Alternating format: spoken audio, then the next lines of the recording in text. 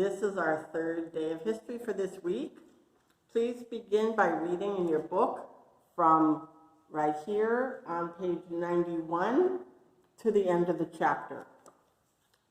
And then once you've read the section, come back and we'll begin filling in the last of this worksheet, the blue worksheet. All right, welcome back. So you're probably on your second page now of this list of what happened in this battle of the defeat of the Spanish Armada. This defeat was a miracle. It was kind of like the Americans defeating the British in the Revolutionary War. It was a little tiny army against a much bigger army, or navy in this case. Like we used to talk last year, it'd be kind of like if Clip had a soccer team and we beat Manchester United in a soccer tournament. It's just like, who would have thought? But God had a better plan. Now, I don't think God would let Clip's soccer team win, but God had a plan for England. He didn't want them taken over by Spain. He didn't want them pushed back into the Roman Church. And so he carried out his plan. Some of it by weather, and some of it by influencing the thoughts of the Spanish and the English. He caused the Spanish to be all proud and say, oh, once they see our beautiful armada, they'll just roll over and die. And they didn't. They got more and more determined to beat them. And then he caused the big storm that took out almost half their fleet before they even got to England. And you're going to see, and then he gave the English the idea about the fireboats last time. I don't know that I would have thought of that, but God probably popped that little idea into the head of the admiral of the English Navy, and he went, what a great idea. This will be so great. And it worked. It scared them off, and they all cut their anchor ropes, and off they went. So let's finish up what we're going to write on our paper to conclude this story. So on the Spanish side, the Spanish have run by now. Let's put something here as to a conclusion. The Spanish lost 4,000 to 5,000 men and 10 or 12 of their best ships in the fight, what little fighting they did with the English. Remember how the English little boats would zip in, shoot at them, and zip out again because they were so little and so agile compared to these big Spanish boats, the invincible Armada boats. But they were so big that it took forever to turn them around, and by that time, 3 little English boats had come in and and ran away. Okay, so it just worked out for the English. So that's what happened to the Spanish. And then next thing down on that line, on that side under the Spanish, is the Duke of Parma arrived too late to help. Remember last time they were waiting for the Duke of Parma to show up, and he arrived too late to help. God probably did some things to delay him, to slow him down. We don't hear about that in this telling of the story, but we had a story in the Revolutionary War in America where the same thing happened. God kept some help from coming in, and so the enemy lost. And then the last thing for right now, actually let's stop there and let's go over to the English side. Right straight across from lost 4,000 to 5,000 men, the English lost only 100 men. 100 men, that's sad that 100 people had to die, but that's a lot less than 4,000 to 5,000. So God definitely protected the English from their enemy. And so they gave honor for their victory to God. They knew that God had done it. So down here on the Spanish side now, underneath Duke of Parma, God caused another storm. Let me make sure where is it? It's way down at the bottom. There it is. Let me bring it close. So God caused another storm as the ships were fleeing. And they lost more ships destroyed in that storm as they were fleeing, running away up around the north end of England. Remember to pause the video if you need to write. I'm going to move on. So we have a little bit more to put on this chart, so let's move over here to the other side, where I have it all written out for you. On the Spanish side,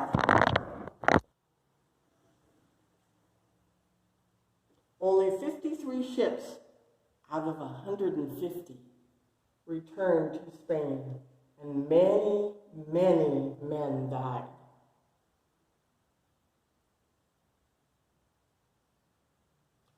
And then on the English side,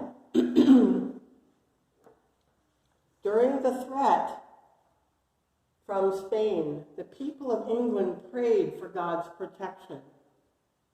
That included the people who were meeting at Scrooby. Some of you remember that. The people who were going to be the congregation that came over to North America on the Mayflower. They were fasting and praying for the English protection, because they knew what that meant. If the English didn't win, there would be no religious liberty. They would be all forced to become Catholics again. And then the last thing to put, Queen Elizabeth ordered a day of thanks for God's protection of England. So the Queen knew who allowed them to defeat this huge, huge navy.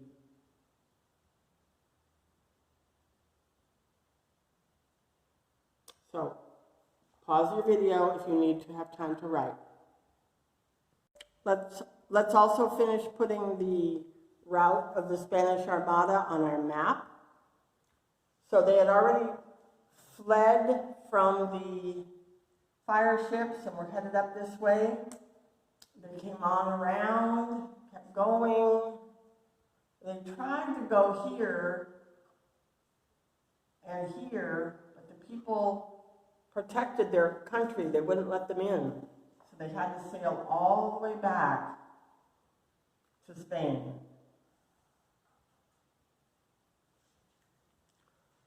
So we had 150 ships leave.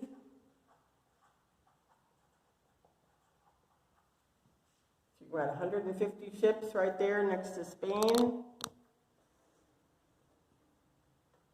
But how many returned? 53.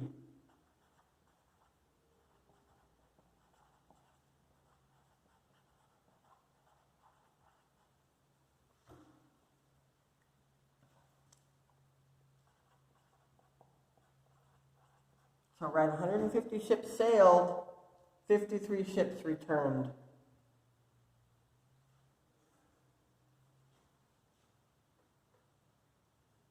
I think if I'd been the king of Spain, I might have quit when a storm took out half my navy. But I think there was some pride and some poor choices that God helped create as this whole story was unfolding. So let's go back over what we've written on these blue pages and put a couple of stars next to the key things that happened.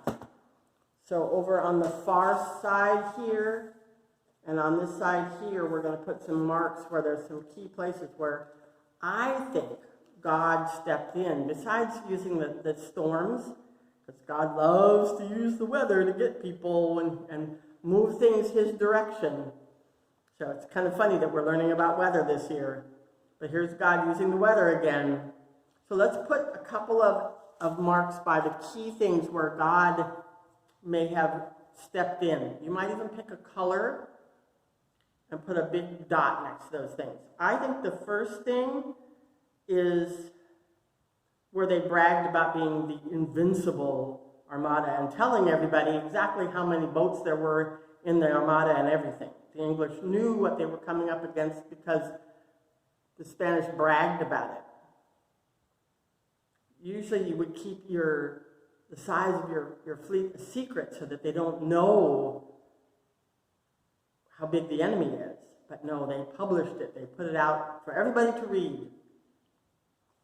Then I believe that the next thing probably would be where they sailed past Plymouth because they thought, oh, the English will see how big we are and they'll be so scared, they'll just give up. Little pride there and a poor choice. But maybe a thought that God popped into the Admiral of Spain's mind to, again, give the English people an advantage.